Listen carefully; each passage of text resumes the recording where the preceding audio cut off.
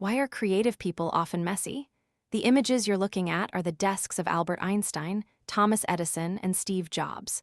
What's their common trait? One word: clutter. If you wanted to find a document now, you'd probably spend all day looking, but these were the very places where countless great ideas and inventions of humanity were born. Now, let's turn back to your own workspace or study area. What do you see? Does it share the same descriptive adjective as the workspaces of those three great figures above? I bet all of us have, more than once, been fed up with our parents' complaints about our own slum of a room.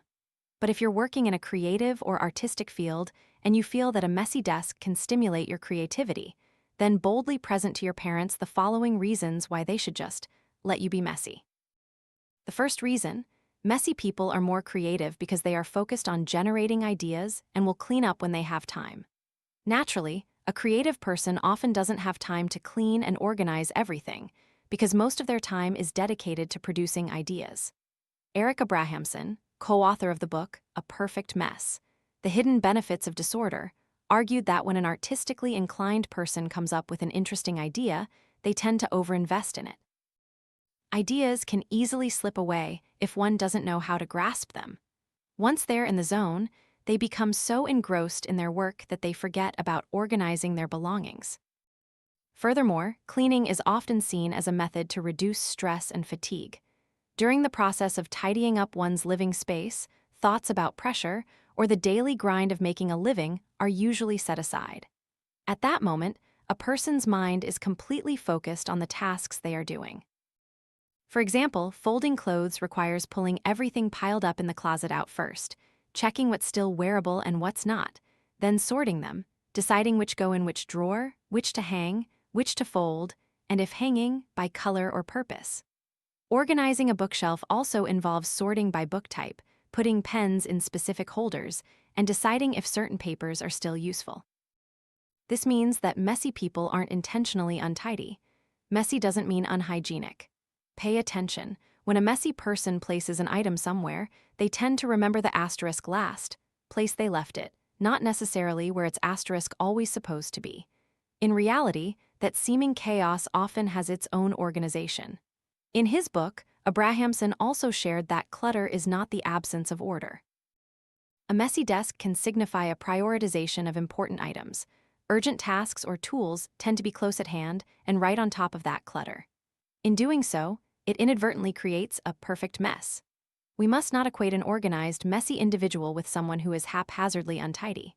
Of course, can you really come up with any ideas while sitting in a pile of stinking trash from expired food and the musty smell of clothes left unwashed for too long?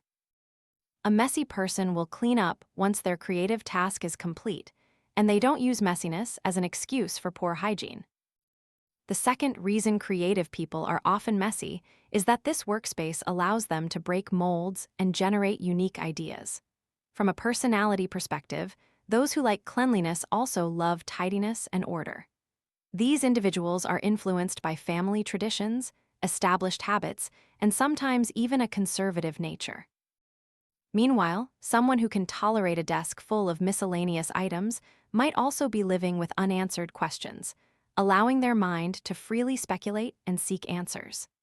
A research group also shared in The Independent that a disorderly environment inspires breaking with tradition, which can lead to fresh insights. According to Discover magazine, people who work in tidy environments tend to follow social rules, while those who work in messy places are often more creative and dare to break rules and traditions. However, being *2* messy also has many consequences. When surrounded by too many items, the brain can start to feel overwhelmed and easily distracted. So, sit down and seriously ask yourself, are you truly comfortable with your current somewhat messy room or workspace? How can you tell if you're really comfortable with that workspace? Start by imagining your desk in your office, studio, or workspace. Or if you're sitting there right now, look carefully around you. Next, answer the following questions. First, do you genuinely feel positive when working here?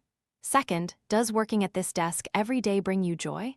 Third, are you sure you are maximizing your creativity? Fourth, do you truly want to return to this place to work tomorrow? These questions are designed to help you recognize your feelings about your work environment.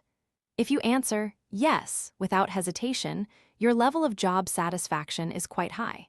But if your reaction is not so sure, if you feel even a slight burden in your heart, then cleaning up is definitely worth a try. A messy workspace is one of the signs that you are smarter than you think.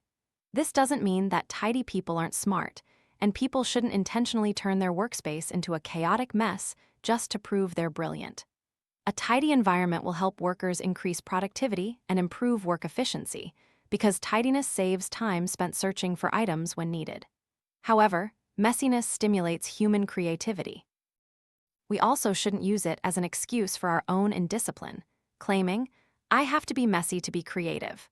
Living in an organized community and maintaining general hygiene is essential to avoid negatively affecting those around you. But we also shouldn't be too rigid or constrained, stifling a person's creative thinking.